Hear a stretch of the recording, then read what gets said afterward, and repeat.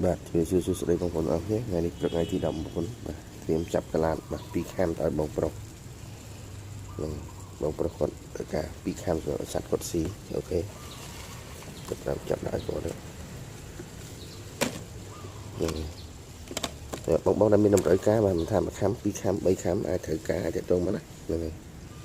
អូខេត្រៀមចាប់ឲ្យគាត់ទាំងអស់គ្នាចាំមើលពេលចាប់ឲ្យខ្លះអូខេបងប្អូននេះ2ខាំបាទខាំជិះឲ្យគាត់ណាចាំមើលតើមិន2ខាំទាំងសបកណាបងប្អូនណាបាទបានន័យថាយើងដកសបកហើយបាទខ្លឹងឲ្យឃើញ2ខាំហើយមកយើងចាប់ដើមរៀបចំឲ្យគាត់ណាហើយពួកនេះអីយើងដាក់ឲ្យសម្រាប់ឲ្យវាលេងទេបាទវាលេងជ្រកនៅក្នុងហ្នឹងណាហើយទៀតយើងនឹងដាក់ចំណីឲ្យវាស៊ីដែរ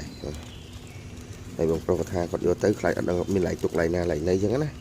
អញ្ចឹងយើងដាក់កតោធំនេះឲ្យគាត់តែម្ដងបាទសួរគាត់យកទៅគាត់មិនបាច់ធ្វើអីទៀតបាទ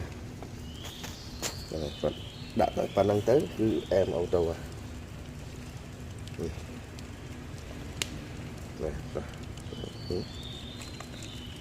ហើយយើងចាំក្រម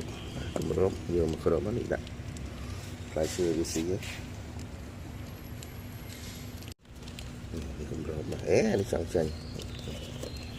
ក្រមមកចាស់ខ្យល់ប៉ុណ្ណឹងអែមបាទអូខេអរគុណច្រើនតើបងប្អូនមានតម្រូវការយកទៅឲ្យសត្វចិញ្ចឹមបាទអាចតទៅមកបាន